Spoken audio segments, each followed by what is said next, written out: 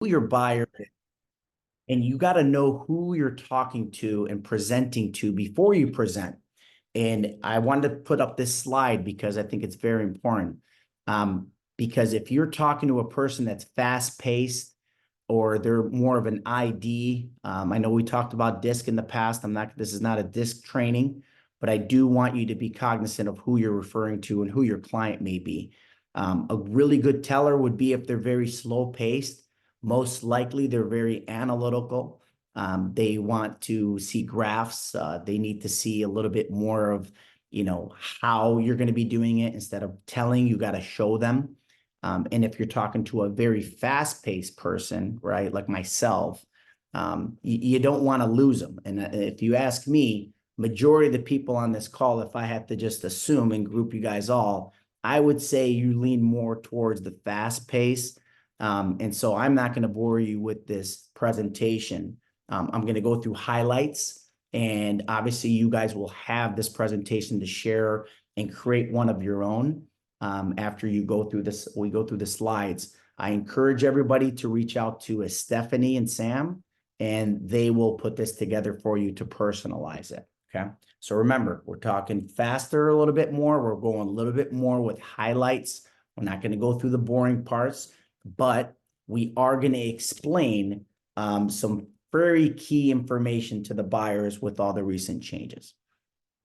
We started off by saying, of course, who you are, right? And what you're going to be navigating, and where you're going to be navigating the 2024 market. Now, I start this presentation by explaining to the buyers that experience matters, and you can change this with any word you want it to say, but experience matters. Going into this changes, I think it's very important to be with a skilled individual that has the experience and the knowledge. And if you're newer, don't be discouraged. You can always say, hey, listen, I'm privy to all the new changes. And, you could talk about your being tech savvy and all the rest of the advantages that you bring to the table. Okay.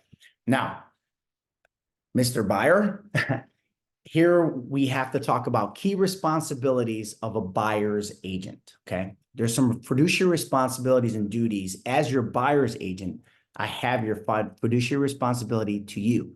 This means I act in your best interest with loyalty, confidentiality, and care. I prioritize your needs and work to ensure that you get the best possible outcome in your home buying endeavor. Now, we're going to be talking about property searches and coordination, along with giving you expert advice throughout the process. Here are some of the things that I do handle. Negotiation, which is my strong suit. Besides negotiating the price and terms and condition of the sale, I often strategize and negotiate on your behalf when writing offers.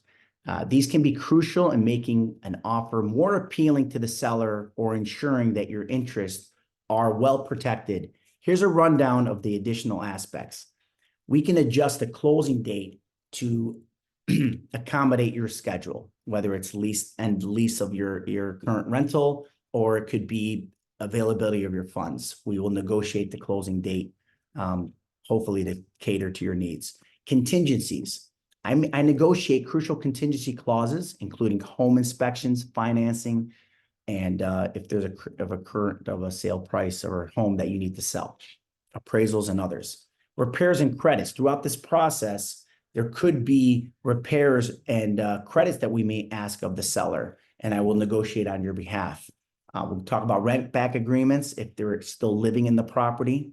Also, we'll talk about closing costs. In some cases, I can negotiate the seller to pay a portion of your closing cost. Home warranty. I advise all my clients to get a home warranty, and we can request it from the seller or something that you could pay for, and we could talk about those options per situation. Escalation clause. In a competitive market, I may add an escalation clause to automatically increase your offer, and we'll make sure it's a cap. We'll talk about that later on. Earnest money deposit, of course, to show your seriousness of your offer. So we could talk about the prices of the earnest money deposit. Typically is 3%. We'll make sure the title and their survey, along with making sure the closing time will negotiate on that your behalf as well. Here's some benefits to you. Representation. I ensure that your interests are represented in the transaction. Access to resources. I pride myself on saving you time and stress, along with negotiation power. Guidance and support throughout the process. I never want you to feel that you're doing this alone. I'd like for you to call me at any given point if you ever feel any thing that I should probably know about or any hesitations. I would like for you to tell me, because at the end of the day, you're a first-time home buyer, Mr. Jones, and I want you to feel comfortable at all times. So here's some things to consider. There's some exclusive and there's non-exclusive agreements, what we'll get to after this presentation. Commission. I want you to understand how I'm being compensated. In light of the recent industry changes around my commission and how it can be paid, in short, commission can be negotiated to be paid by the seller, by the buyer, by the listing broker, or a combination. Communication and capability. Partnering with me, an agent you're comfortable with and who communicates well, is crucial in the home buying journey. The buyer's agent should be a trusted one. Okay. As a buyer's agent, my role in coordinating the purchase process is comprehensive and involves several key responsibilities that I want you to know about. I will handle all the paperwork and managing the documentation. We live in a very litigious state. Obviously, you guys know that there's all kinds of disclosures, addendums, and certain things that we're going to have to come across. And I will explain those through the process. Timelines and deadlines, right? In a contract, it's my job and my fiduciary responsibility to make sure that we adhere to the timelines in the contract. Guidance in complex through legal contracts. I'm not an attorney, but what I'll do is I'll try to best interpret some of these contracts for you to understand some of the legal jargon. Coordinating inspections. I coordinate various inspections. I recommend we do a home inspection on any purchase or any home that you're interested in, along with several other ones that will be case by case. Review of any inspection findings. My job is to go over some of those things that take place in an inspection, and we could talk about what we're going to do following the inspection. Couple others fiduciary responsibilities would be managing contractors. If we need repair requests or if there's anything we need an estimate for, I'll coordinate the right contractors to give us a price, because I believe in full transparency and I don't want you to be blindsided after you purchase the property. I want you to navigate through the closing process. I will guide you through the entire closing process, which includes finalizing financing, reviewing closing documents, and ensuring all legal and financial obligations are met. I'm prepared to tackle any unexpected hurdles or curveballs that may arise. I definitely recommend we do a final walkthrough after, right before closing, just to make sure it's in an agreed upon condition that all terms of the sale are met. Providing ongoing information and recommendations throughout the process, and support and advice. That's what I'm here for. All right, now this is a very important slide that I want everybody to take their time when they're explaining to their buyer, okay? So just make sure this part is crucial. It doesn't matter if they're fast-paced or slow-paced. I want everybody to slow it down here and give a simple explanation. All right, beginning August of this year, all realtors will be required to use a buyer representation agreement to establish compensation prior to showing a property. A buyer's agent, my compensation typically comes from a commission-based model and are paid out various ways. And we'll go over those things right now.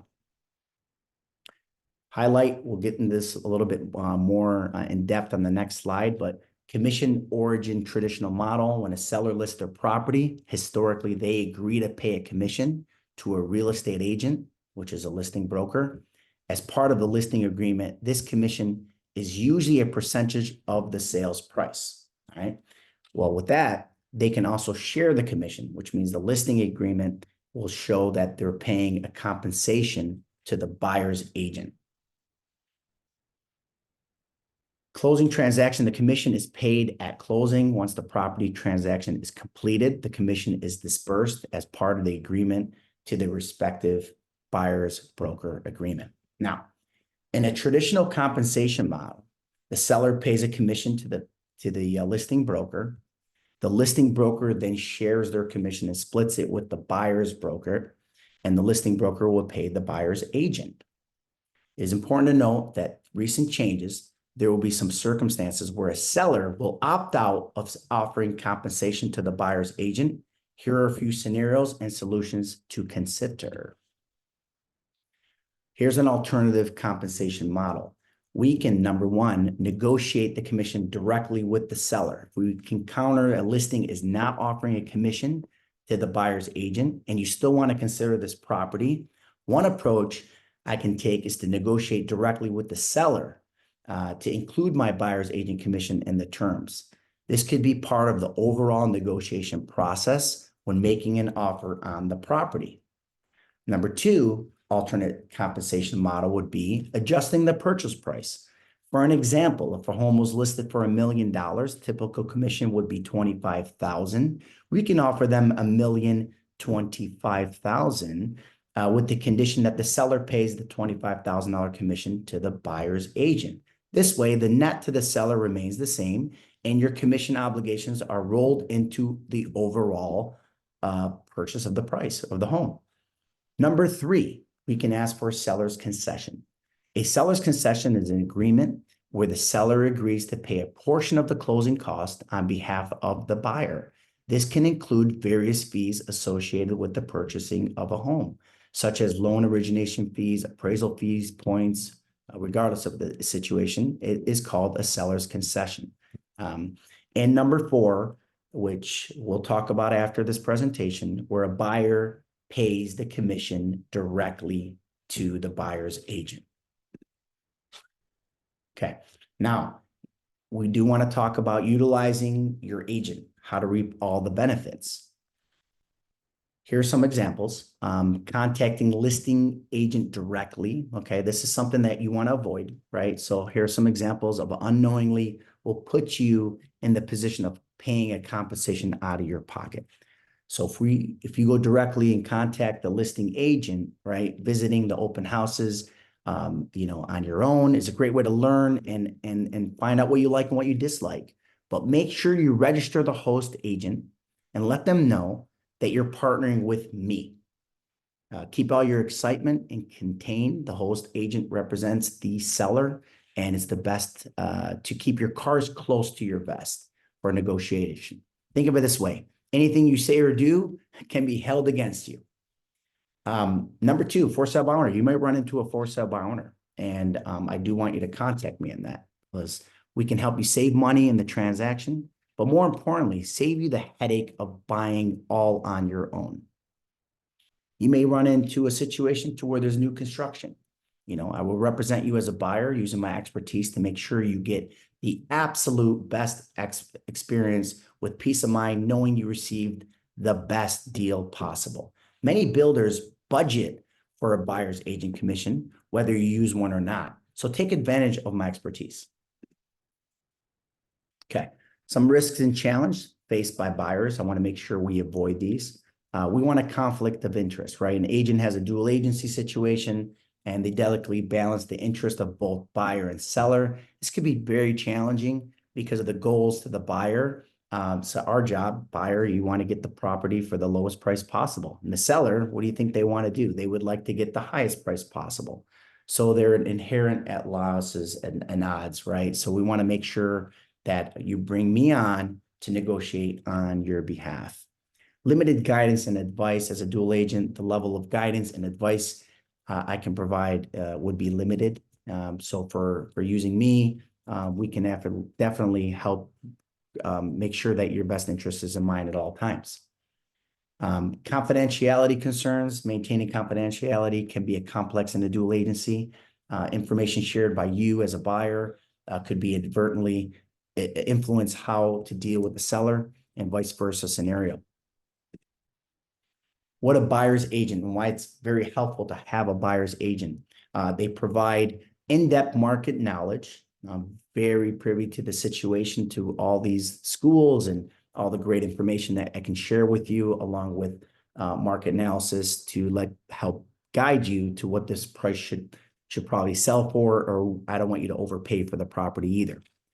Professional networks, your agent can connect you with a trusted network of professionals, included inspections, lawyers, mortgage brokers, and just to help streamline the process. And of course, I'm here for emotional support. Don't feel like you're handling it by yourself. A lot of times these decisions are very emotional, and it could be an emotional roller coaster for you ride. So I don't want you to feel like you're on your own. I'll help you through the process, of course, help you with time and stress reduction. Post-purchase support. I'm not only here for you for the closing of your property, but I'm even here for you after. Some things could come up, and I want you to share that information so I can help you with the process. And last but not least, for sure, is risk mitigation. Experienced agents know how to spot red flags and can guide you away from potentially problematic properties, mitigating risk associated with the home. Not only do I want you to find the home of your dreams, but what I do want to make sure I do is avoid the disasters of buying a home that you did not want to purchase, or felt like this didn't meet your needs and you felt like you're in a time crush. All right, let me help guide you through the buying process. Just give you a little simple overview of how this is going to work and what is going to take place. First, we're going to go ahead and get you pre-approved. You're going to be meeting with the lender to prepare some type of budget and to get your payments and all the things in order. After we find out your purchasing power, you're going to meet with me, and we're going to talk about your wants and your needs and researching areas that are of your interest. Hopefully by then we find you a home. Agent will give you the option, of course, of touring the home. We're going to adjust some criteria to meet your needs as well. We'll then make an offer on a property that you desire. And after that, hopefully we'll get the offer signed.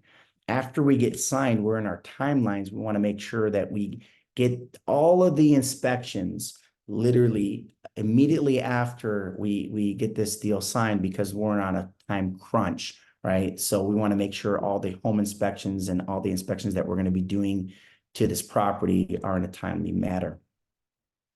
Next will be title. The title company will issue a policy to make sure that it's free clear and all the rest of the stuff that you need to do in order to get this property with no clouds or blemishes on title. And then property will get an appraisal, and we will make sure that it meets the purchase price, if not that price or higher. And if it doesn't, we will cross that bridge when we get there. Documents to the lenders, we'll make sure that you get all your documents, of course, to the lenders. It's going to be your responsibility to do so, to make sure that we have a timely closing. Now we're going to talk a little bit about financing. Just make sure that you don't open any new lines of credit. Here are some key things to kind of take in consideration. You want to make sure your credit utilization is below 30%. A lot of credit score will be dinged if your user credit limits are too high. It'll adversely hurt your credit report, which will ultimately hurt your buying power for any type of purchase. We want to manage all the new accounts too. Make sure that you don't apply for new credit, none of that stuff, because it can ding your credit. Diversity, credit portfolio, and monitor your credit report at all times. All right. All right, we're going to start the search then. And at this point, I think it's very, very, very important to know that you keep negative or positive comments and interest level to the property to yourself until we are away from the property. With all the Ring cameras and, in-home cameras or monitoring systems, they can pick up on the feedback, and we don't want to just reveal our cards. So we want to make sure that we keep our comments positive or negative after we exit the property. All right, we have our own little Zoom listing. We call it Zoom listing. This is off-market properties. This is a huge benefit to you. Most of our agents will put this home or put these several homes in our system off-market before they're actually going on live.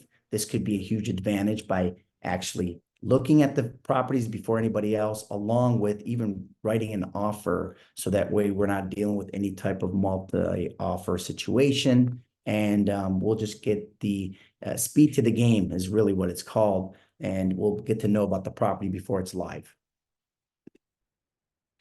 I got some tips when reviewing. Prepare a checklist. I want you to keep some notes, positive and negatives of what you did like about the property.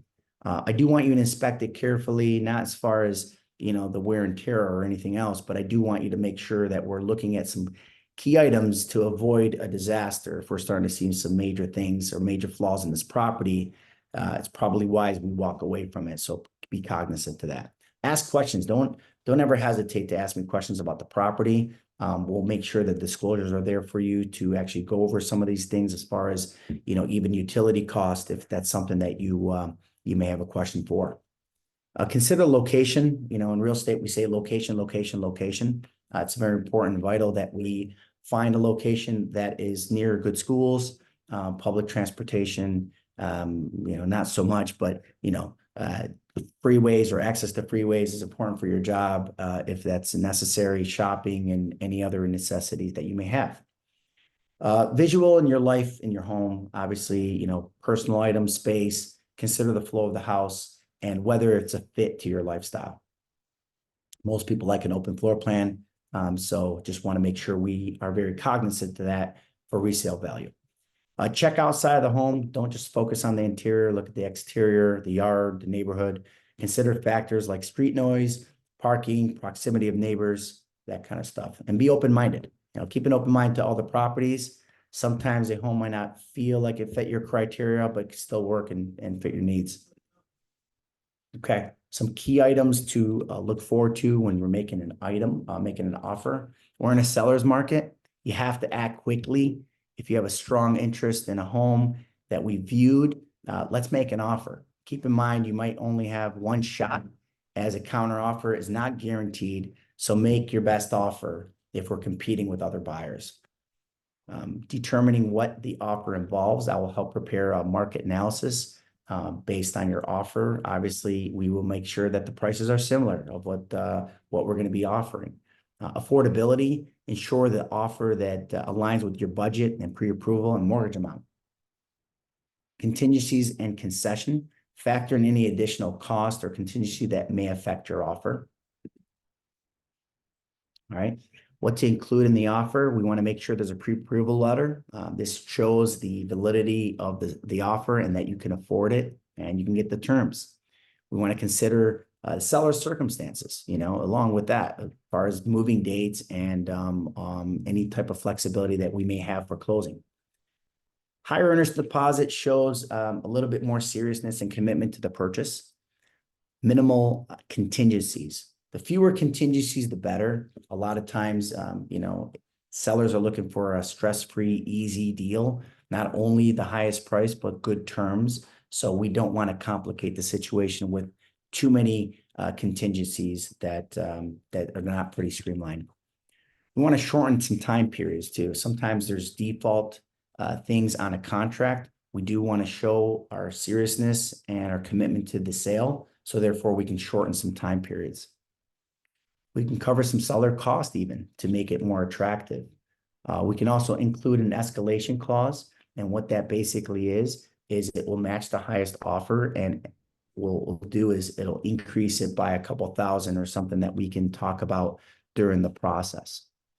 And a rent back agreement, since you don't need to move in right away and you have 3 months left on your lease, we can offer the seller a stress-free, after selling the property, they can actually do a rent back agreement with you, and that will make your offer a lot more appealing. All right, so after you submit an offer, I do want to talk about what the seller could do. The seller could accept the offer. Congratulations, we did it, right? They can reject the offer. It stops the negotiation immediately. They can also let the offer expire and just not get back to us at all. They can accept another offer by another buyer. That's their right. Or they can counter the offer. And if they counter the offer, this is what you can do. You can either accept the terms of the counter offer and be done with it. You can even decline the counter offer, and that will stop the negotiation process. or we can counter the counter offer, which can go back and forth multiple times. Escrow period, some key steps of the escrow. We want to choose the inspections. With my guidance, we'll go through some key trusted inspectors that I've worked with in the past, and that are very detailed. Providing recommendations, I'm happy to assist by recommending reputable and reliable inspectors whom I've had really good positive experience with in the past with. Scheduling inspections, of course, we'll go through that. And reviewing the inspection report is very, very, very key to make sure that we're getting a good product. And then I will help negotiate repairs if needed, based on the scenario. All right. And at that point, credit in lieu of repairs, this involves analyzing the determining average cost of the repairs, along with asking the seller to make some of these repairs prior to closing. And remember, keep your poker face. During the home inspection, be mindful of your conversations and reactions, especially if the seller or agent is present. Revealing your comfort or discomfort can affect future negotiations. Just remember the big picture. The inspection period can be an emotional for both parties. Sellers might feel that the home is being unfairly criticized, while buyers expect a defect-free property for the price. Avoid getting caught up in these emotions and stay focused on the end goal.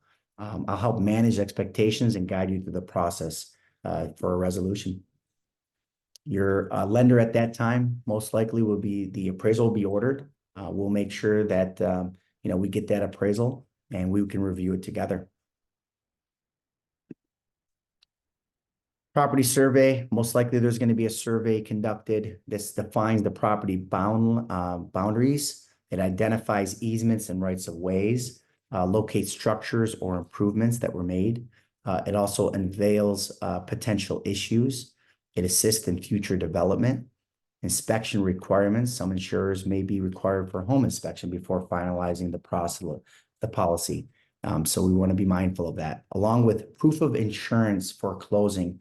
As you know, we live in Southern California. There's a lot of natural disasters. So we want to make sure that you get insurance. With a lot of carriers pulling out of California in general, we want to make sure that is being secured right after the process of actually getting our offer accepted. And got some testimonials. Obviously, I'll let you read them on your own, of some really good experiences with several buyers that went through this whole process. They were nervous just like you, and we're easy to help them, guide them through the process. And they had a really, really good overall experience. I definitely advise you to contact them if needed. And last but not least, of course, if there's any questions for me that maybe something I didn't cover or something that you wanted me to go over that you didn't understand, I'll be happy to answer those questions. So I'm going to stop here. I want to get your feedback. Again, this is new to all of us. We in the past, many of you did not do a buyer presentation, nor did you have anything set up for that. In lieu of all the changes in our industry, I think it's vital and important that you have a buyer presentation. I advise everyone to meet the buyer at the office. And I'll repeat that again. I want the buyer to come to the office. I want them to see a physical location. All right. You're going to beat out a lot of the cloud-based brokerages that don't have that luxury, along with showing your professionalism, right? If you meet them at Starbucks, it's going to be very loud, right? You're going through this presentation, you're going to lose them. And not to mention, they're going to be easily distracted. So you definitely want quiet focus. Can you meet them at the home and go over this presentation? Yes, you could. But I think in a leverage situation, it's better to bring them to the office. Now they're in your corner instead of the other way around, where they can dictate the situation, the speed of the appointment. Again, I started this presentation by knowing your clients. It's nice to probe them questions like their wants and needs.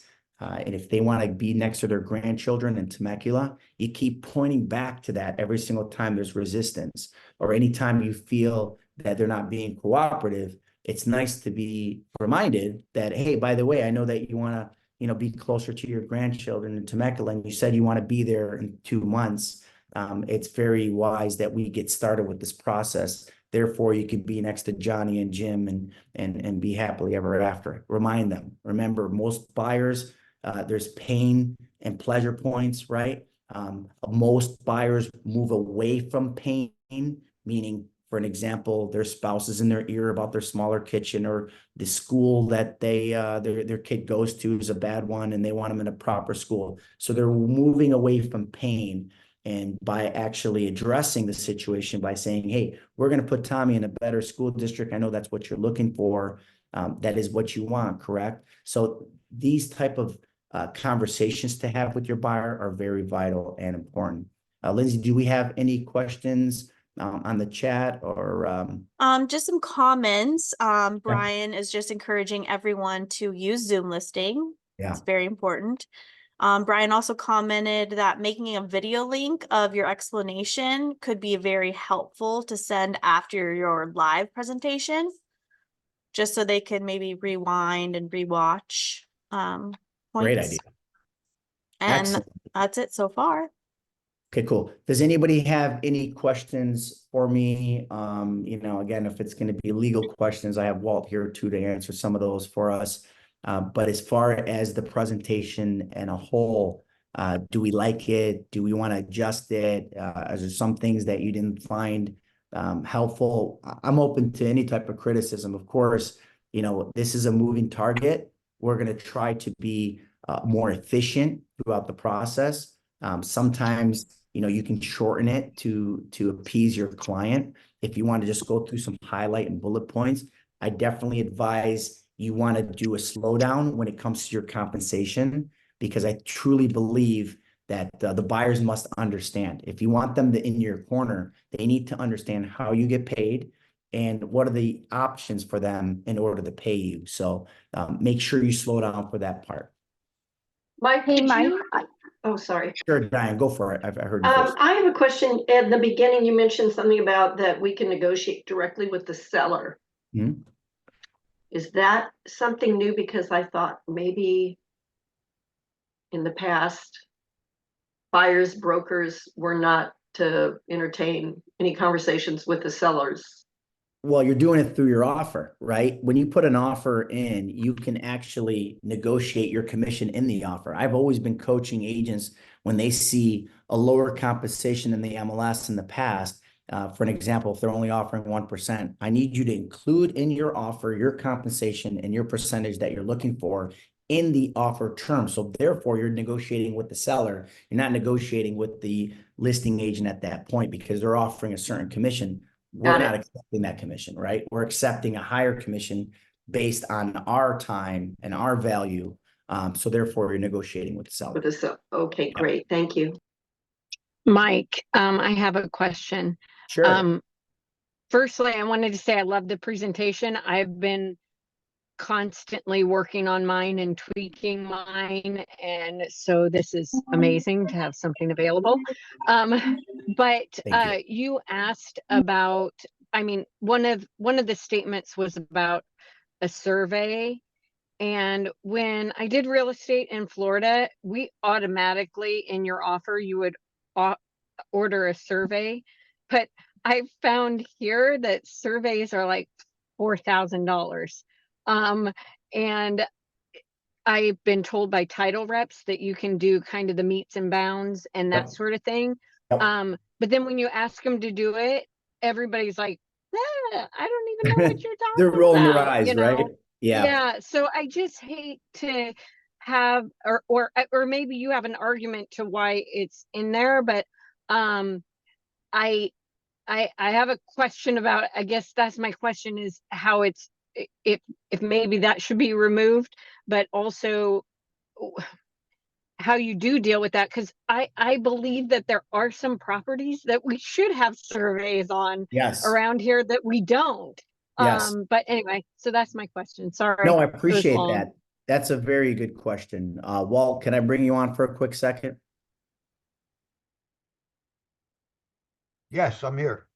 So Jill had a really good question. I heard what's your thoughts on that Well, legal aspect?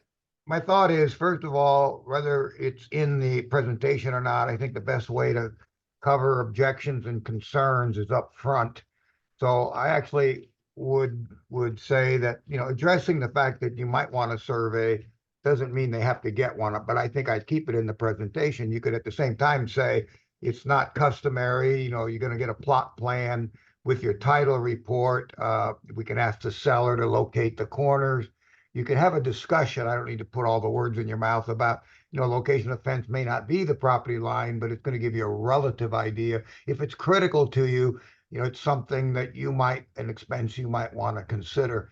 So I think you explain it much the way, Jill, your experience here in California, you sort of explain it from that perspective.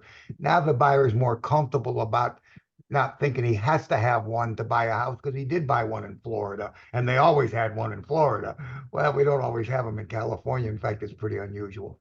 Yeah, no, thank you, Walt. Because from an aspect of, you know, I know it's better to say your options of what you can do instead of withholding that information and not telling them they could have had a survey that could come back on us later and saying, you never told me about a survey. Because I know some of the disclosures actually say these are some of the things that inspections that you can, you know, that you can get on your own, just for a disclosure matter. So I wanted to hear your thought. Jill, great comment as well. Cool. Can I quick add to that? Yeah. I did notice that as well. I made a note about that. Your scan of that page, all it says is property survey. And I think that we need to add the word optional in that picture, because I think our clients are going to automatically assume that's something that's going to happen. Good And then catch. when there's a problem, I'm making note they're of going it to right say, now. they're going to think it was intentional. Okay, good. No, I like that optional survey. What are your thoughts? Walt, we're good with that? Putting optional? Yeah. One of your Okay. options, you know, you can Okay. have a Perfect. And that's why we And do these, guys. It's great to have, you know, 66 different sets of eyes on this, right? And we want to talk about this because we're going to make an adjustment throughout this process, right? This is rough.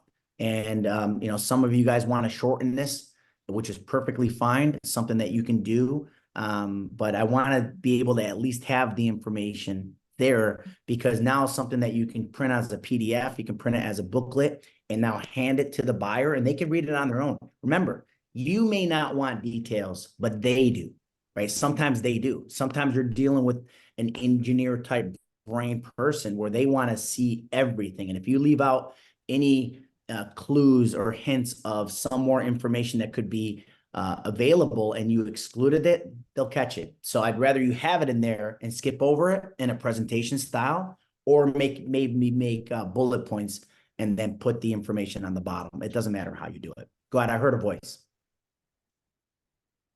Hey, Mike, very quick question. This is Yeah, sure. Purvi. Hey, so for the buyer representation, sometimes we are not closing with that buyer for probably another 2, 3, 4 months. So how would you put that thing in the buyer broker agreement? Is that something that we'll be touching it soon with Walt, or how are we doing that? Walt did a presentation training on the BRBC, right? And he gives you a timeline inside of there. I think it's 3 months, Walt. Is that kind of 3 months, right? 3 months, right? So if you do extend past the 3 months, you know, would you recommend a modification of terms, Walt, extending that contract, or just doing a new contract? When the buyer representation agreement, the revised one, is released, at the same time, they're going to release a unique buyer's representation modification of terms. Okay. So a BR MT. And so one of the default fields, it's a simple one-page form, just like the MT now, but there is one specific for buyers, one specific for sellers. On both of them, there's a default line, expiration is extended or modified, and you just extend it another 3 months. The maximum time you can have a buyer under contract will be, in the state law, 3 months. And so CAR has put that in the form to start with, just to get you tuned up to that. But you can do multiple 3 months.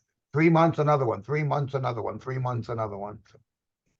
No, I understand that, but how are we going to put like who is paying? That's the crucial question that I'm getting from all my buyers right now. That what if seller is not paying? How much do I have to pay? Like, where does that portion go? And are we having that conversation with you, Walt? Like, how, that's my main concern or question. Right, the BCR, the BRBC rather, the BRBC has on it not only the amount of compensation that the buyer would ultimately be responsible for, but how that might be paid. So as a part of your discussion with the buyer, if a buyer is unwilling to pay the money themselves up front, like Mike did in the presentation, it could be built into the price. It could be, we can ask the seller to pay it as a concession. And if the seller doesn't agree to it, then you can take that into consideration on whether this is the right house for you. You can address it in a number of different ways. Yeah, it's nice And- to go over that BRBC, Purvy. That way, when you're talking with your client, right, they're talking about the different options of how you're getting paid and how much you're going to get paid. So that's something that you should review. Okay. Right. Awesome. Anybody else? Questions, comments, Um, concerns? I saw that somebody pointed out doing like a Canva link. Yeah.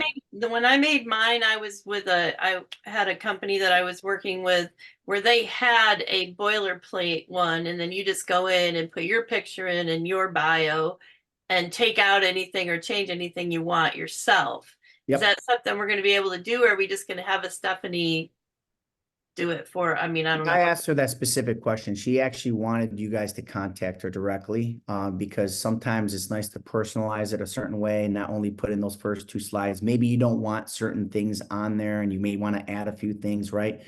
This is a template, right? This is nothing I want everybody to just use directly from us. It's more of like, hey, this is what you can use, and then add your little language, especially if there's people that do unique stuff, right? Maybe you do other things for your buyers that most others don't. Include that in your presentation. By the way, I'm going to give you a guide and here's a checklist, and whatever you do to differentiate yourself from everybody else, it needs to be in that presentation. Another thing that was in mine was like I would give them 3 different inspectors they can check with, or termite inspection, or just add a page that has, these are some vendors you might be interested in contacting. I would withhold that information right away. I'll tell you why, Brenda, because at that point you want to win them over, sign a contract, then release the information. How many times did we give advice or we give some type of resources away and then they use cousin Johnny and then we're out of the deal here, right? So just let them know that, hey, look, I have several people I can choose from. I have all kinds of inspectors, contractors, blah, blah, blah, blah, blah. You can put that in the list, but I wouldn't give the information. As a matter of fact, I remember years ago, there's an agent that recommended a certain contractor to a client. They end up right, but I'm just saying, it turned out to be really good for them. But the problem is they used the contractor, they didn't use the agent, right? So I think at this point, it's nice to have things in writing. See, the silver lining in all of this, right? Because we have to roll with the punches. Is for years I've been saying, make sure that you sign an exclusive buyer's agreement with the buyer, right? Therefore, you don't get that dreadful phone call. Hey, by the way, we bought a house over the weekend. We just want to let you know, thank you for your time, right? You're not going to get that call anymore, right? Most likely you won't. If you have a contract signed, oh, great. You're going to be paying me 3%. Our contract says so, and I appreciate you doing that, but whatever. Point is, I'm not trying to be sarcastic, but I'm just trying to say, hey, there's a contract now in place to where all this verbal stuff of, I'm loyal, right? Everybody's loyal until they're not. So I think this avoids that. It would just be an extra page anyway, so. That's it. That's it. No more I phone also calls. was wondering about those buyer broker agreements. If for whatever reason we don't end up in a transaction with the buyer that signed one of those, do you want those to all be going into SkySlope, or we just keep the ones for the buyers we actually have in escrow? That's a Let me Lindsay. answer that. Yeah. I figured Walt would This want is to answer probably that. one of my biggest fears, believe it or not. The contract, I mean, the DRE requires that any document you prepare for a member of the public relative to real estate, transactions is maintained for 3 years.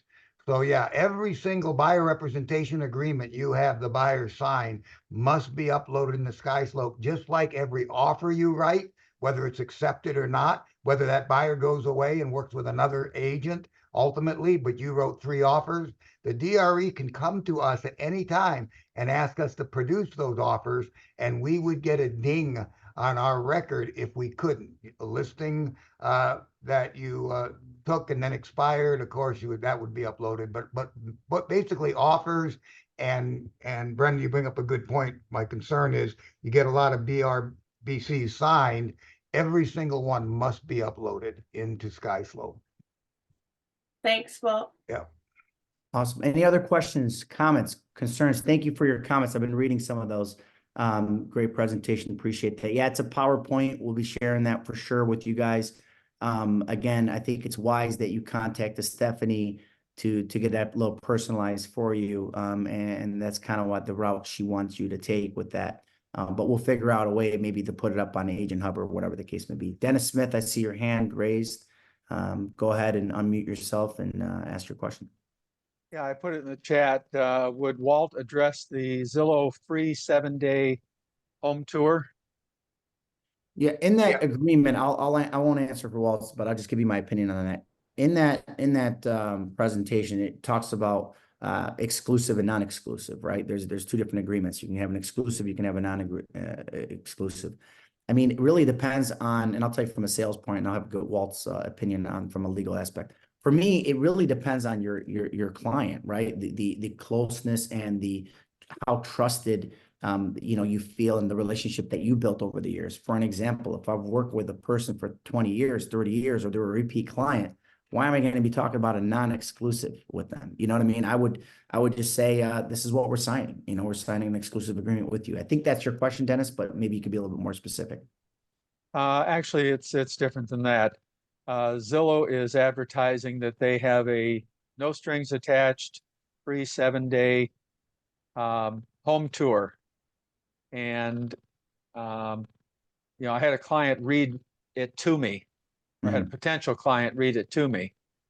And yeah, I'm wondering how close they are to the DRE and the whole overall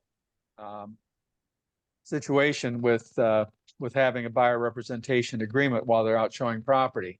I mean, they're the big dog out there, and they're going to be setting a big example. And so if Walt could address it, if he knows about it, appreciate that.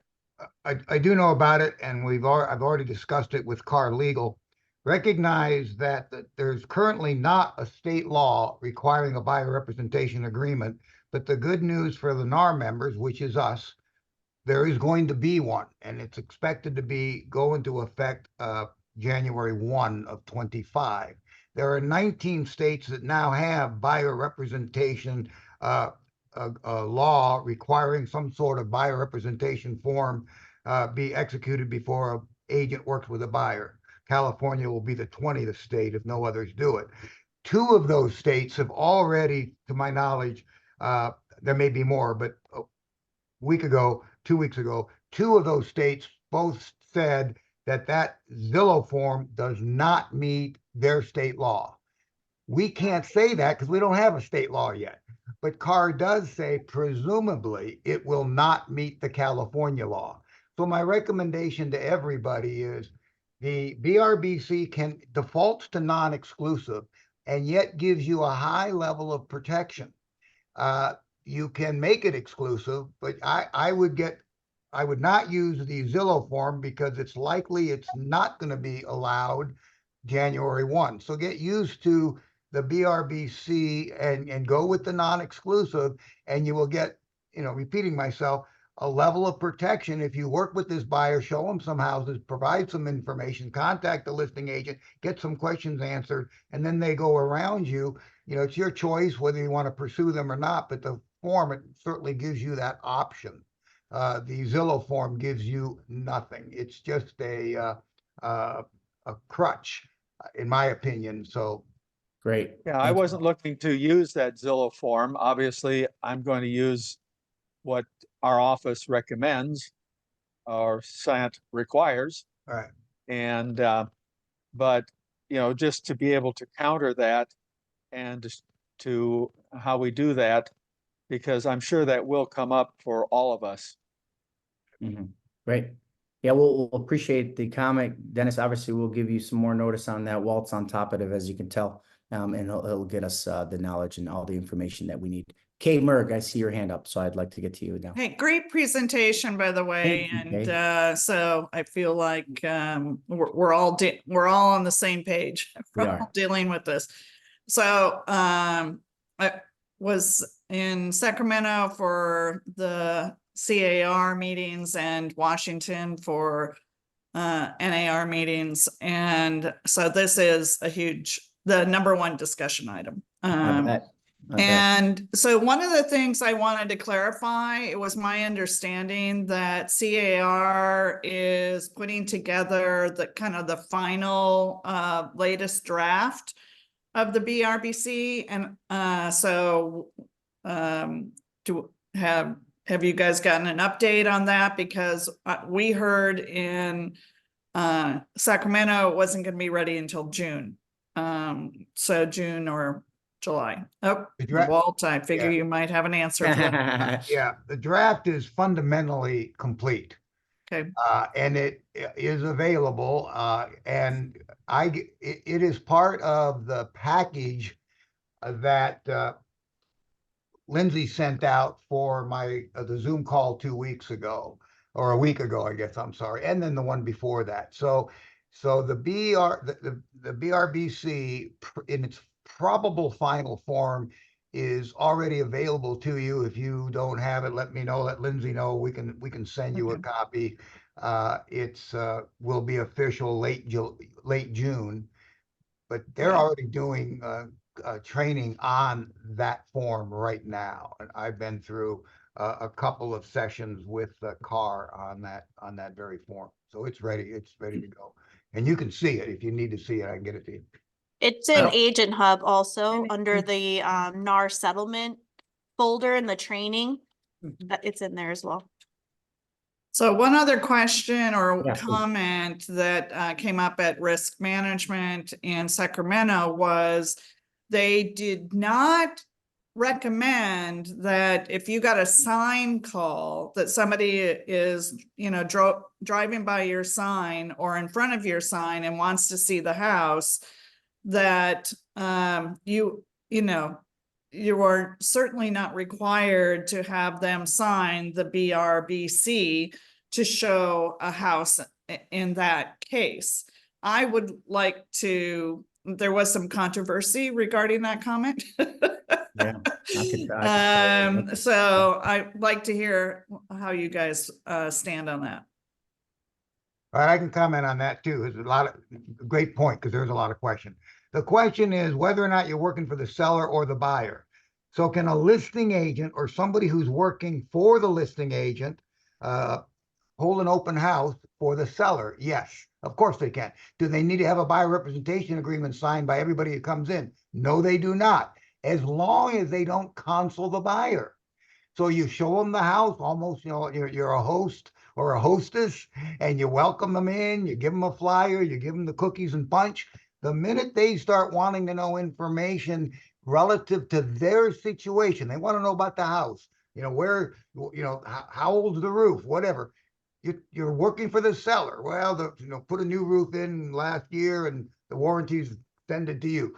Well, I'm also looking in the Happy Valley Way. How does this house compare to Happy? Now you're consulting with the buyer. So as long as you don't consult with the buyer about the buyer's situation, you do not need it. Same with a sign call. Very good point. Somebody calls up on a sign call and wants you to show them the house. You can show them the house without a BRBC signed if you're doing it for the seller. And again, the minute you say, how long you've been looking for a home, what else are you looking? Now you need a BRBC. So that's, draw your line between whether you're, doing an administrative function for the seller or you're trying to win a buyer over as a client. That's where you draw. Yeah, or if they're interested in writing a contract. But yeah, then Right. you could write the contract and not represent them. Exactly. I wouldn't recommend it. This is, you know, what's so great about this group? I mean, you're hearing Kay, she's very involved, right? Everybody on this group. I mean, we got some people in some high places here, along with great staff that are going to assist you through this process. I truly believe we are going to outshine our competition in many, many, many different ways, right? Traditional brokerages, you know, they really lost a lot of their steam from all these hype and shiny objects out there. Look, I've always said this, and Libby, you probably know this. When I first became a broker, I said the old ways will become new again. And I always said that because, you know, meeting with your client face to face is now become a requirement. Let's just face it, right? Where before, you know, you just met him at the house, it was a stranger, you opened the door, you were door openers, right? You lost your value, you lost your steam, right? Zillow, you know, and Realtor and all the rest of these different companies that would try to really impact our business. And in my opinion, a very negative way, right? Where they detach that client agent relationship and they just made it transactional, right? As Walt will say in the past, right? You want it more relationship, right? Don't make it to where it's a function or a task and I open a door and then I write contracts. No, it's a relationship that's built on trust, right? You know, and I think truly believe that you're going to shine and really outweigh the value of what other people can probably provide for their buyers. Mike, Yes. Mike and Walt, I guess. So if somebody comes through your open house and starts asking you questions, just the way Mike, you just said it, I think you can turn to them, am I wrong, and say, would you like to build a relationship so that I can help you buy houses?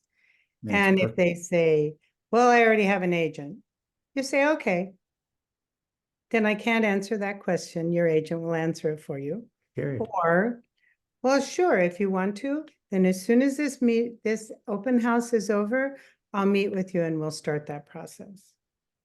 Because you can't, I think I love it. can't I mean, say anything else without getting a signature, right? that's it. And that's the best part about it. There's going to be that gray area, guys. I mean, you know, that gray area where they're asking a question pertaining to the house, but it can probably lead into like 2 or 3 more questions that now it may require representation, right? So I think at that point, be like, look, you know, I'm sure you have, you know, 5 other questions for me, and I would love to answer every single one. With a lot of recent changes in our industry, it now requires us to have some type of representation. Let's talk about that. Not going to obligate you to anything, but let's talk about your options as a buyer. And it'd be wise, and I can answer those questions at that time. And I think it's a good lead into setting up an appointment or maybe setting up a second Meet at call. Starbucks an hour from now. That's it. You know, you could jump on a Zoom, right? And just kind of go over this presentation with them. You know, and at that point, they like you, they trust you, they think that you're competent. Then you can set up a meeting for them to come into your office and you can go over their options with them. I think, you know, you don't want to unload on them all the information. Here's a contract through Zoom and let me send it through DocuSign. I think you're going to scare them the heck away, right? I think at this point, explain to them the process, explain the value you bring, and talk about, you know, a time where you guys can meet in person to go over those options and what's best for them. Let me give you a quick little sentence that you can, you know, massage a little bit the way you like.